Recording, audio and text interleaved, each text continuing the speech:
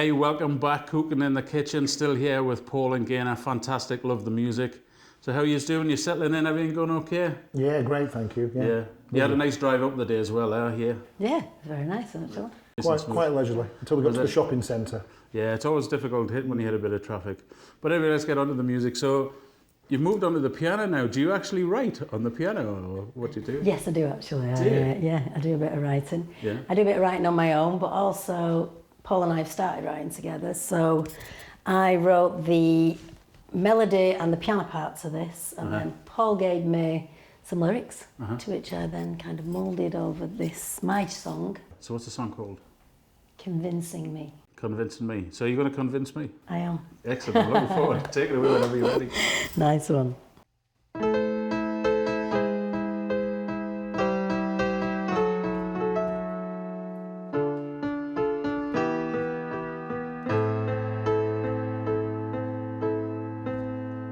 Love, when I ask you to sing, it's because I witness pleasure.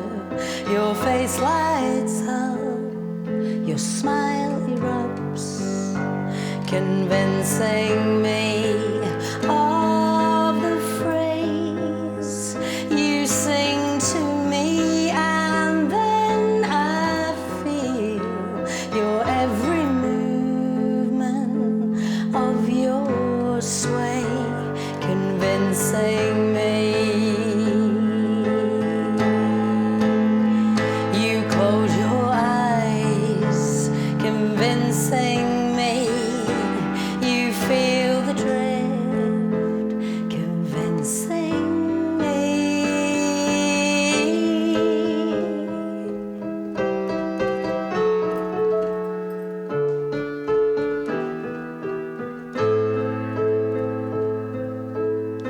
Love, when I ask you to sing, I watch your hands walk through the rhythm.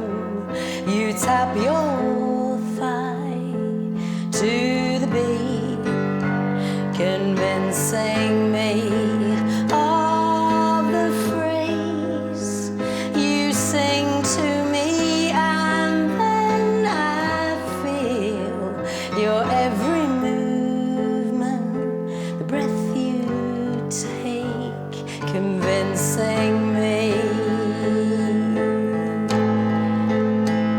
You close your eyes, convincing me. You feel the drift, convincing me.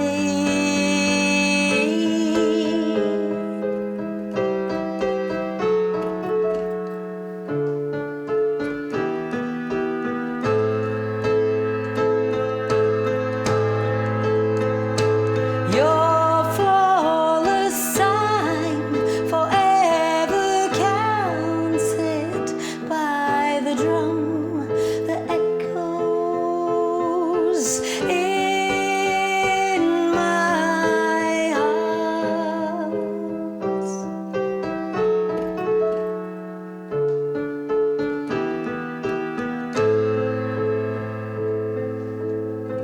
Love, when I ask you to sing, I hear your careful words and meaning, an intuition from your soul, convincing me. An intuition from your soul, convincing me.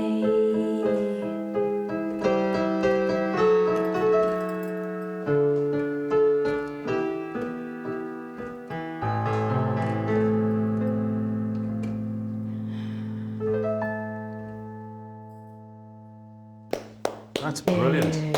Loved Thank all of that, you. the chords and everything. Nice one. Beautiful Cheers. vocal as well. Thank I you. love your voice, like. Thank you very Yeah, much. it's got a great voice, Isn't it? Great Yeah. voice. Very good indeed. So, moving on to a little thing we were just talking about before there. Influences. I mean, how did you get started in music? Where did you start? You know, I only started singing 6 years ago. Did you? Midlife crisis. You're joking, what happened there? I know, I just woke up one morning and thought, I want to join a band. I taught yoga, that's what it was. So I got over my phobia and shyness of standing up in front of people by teaching yoga. I went through like the discipline of it all. Right. It's really hard work. That's quite a dedicated subject. Yeah, it was 20 odd years I did yoga, yeah. Still dabble, but I don't teach anymore. But so I just thought, oh wow, I feel like I could do this, because like I was musical, like I was saying, like, Yeah, you know, you've at been school, around it, yeah. And then I joined a covers band. So I just went out one night, saw this band and thought, I want to be in that band. So I did. I went and asked them if they wanted a singer, and then that was it. Yeah. And then did that for a couple of years, and then got introduced to George Borowski. Yeah. Who we all Good know. old George. We love George, don't we? Yes. Come on, man. And so I've been singing with George for like 4 years. Yeah. And I'm sure he'll encourage you. he's brilliant. Great songwriter. Yeah, he believed in me as well, you know, like No, when I that's really thought, I'm like, oh, I'm rubbish.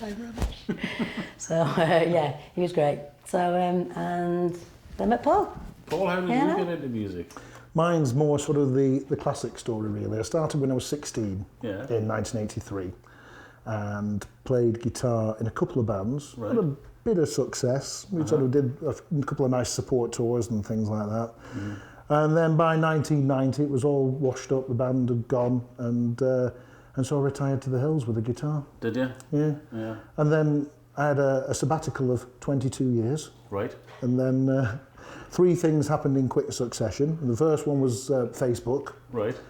So I opened an account, and all of a sudden these people from the past started being involved in my life again. Social media, it's where it's at nowadays, Yeah, isn't it? exactly. Yeah. Yeah. There was the open mic scene started. Yeah. And That's actually helped a lot of people. It's been a double-edged sword, the open mic scene, because it's kind of stopped some bands progressing. Yeah. And then it's allowed other people who'd normally be like stuck in their bedrooms a platform to get up on. And well, yeah. And well, I had people nagging me to come play these open mics. That's where I first saw you, wasn't it? Yeah, At one of the open actually. mics. Yeah. And so I got involved in that went quite regularly. Yeah. And then the third thing is that I was writing songs again. Right. I started writing, I became quite prolific, and I was churning them out at a right old rate. Yeah.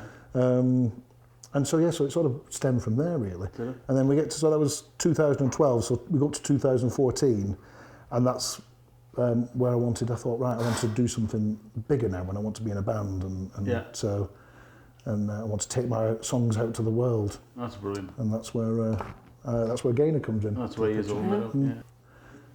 So you got another song for us? We do, yes. Yes. Oh, it's a bit of a giddy one, this, isn't it? Here's a bit, yeah. Yeah, it is. What did you say? This- A bit of a what? Giddy. A giddy? Yeah, like Whatever that is. it's... How do we introduce this now? It's our... Yeah, basically, my daughter, when she was about 5, she wanted a Bible for Christmas. Yeah. And we're not religious at all, but I think it was through school. Yeah. And so I said, yeah, go on, we'll get you one. And we got the Osborne one, and she used to read me stories every day. And then she started asking me questions, of course, couldn't answer any of them. Right. And in particular, one question was, why is everything 40 days and 40 nights in the Bible? Now, we recently found out, didn't we? We have Through, a vicar friend at one of the glass gigs, didn't we? That's right, we were in Colin. Haworth, and this guy in the audience said, I can tell you why. It is 40 days and 40 nights, because apparently in Hebrew it's a perfect number. Right. So that's why. There you go, learn something every day, so... So we can't go too fast Blasphemy with Blues, this, here can we go, yeah. Blasphemy Blues. Yeah.